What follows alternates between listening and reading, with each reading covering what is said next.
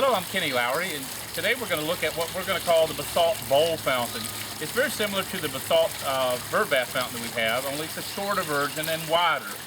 We do have a bigger pump on it too, so that's something you can do with all the fountains really, but especially on these bowl bird bath type fountains. You see it's a bowl here, great for a bird bath.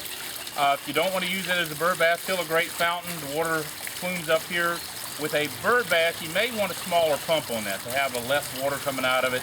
I don't know that birds would necessarily want to bathe in here. They would probably drink from it, but I'm not sure that they'd want to bathe with this big a pump on it. So you do have a dial on most of these pumps. You could turn that down if you wanted to use it as a bird bath feature, or go with a smaller pump. Either one. With a larger pump, at least you'd have the option to go bigger. We have it on a 4x4 basis right now because this is normally where the Celtic rock sets.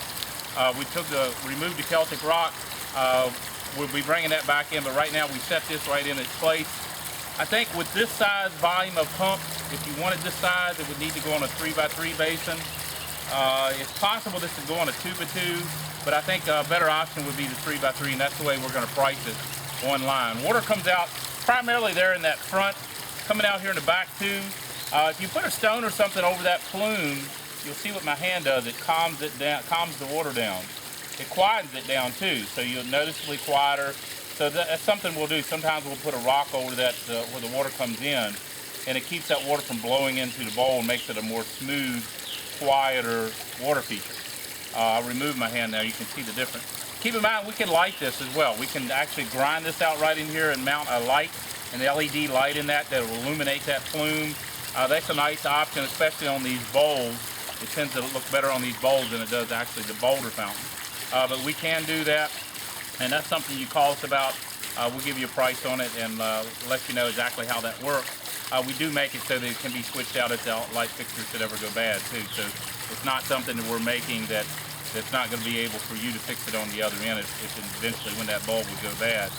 So if you have any questions, as always, give us a call, 540-948-2239. My name is Kenny, and you can reach me at kenny@southerngraceva, that's the abbreviation for Virginia.com. Thanks.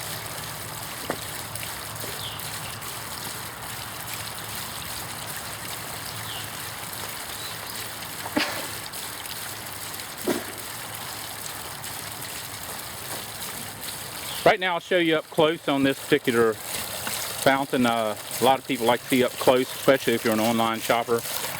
You'll see that water comes off. I'm looking down on it now. The water is primarily coming off the front and the back, primarily that front area.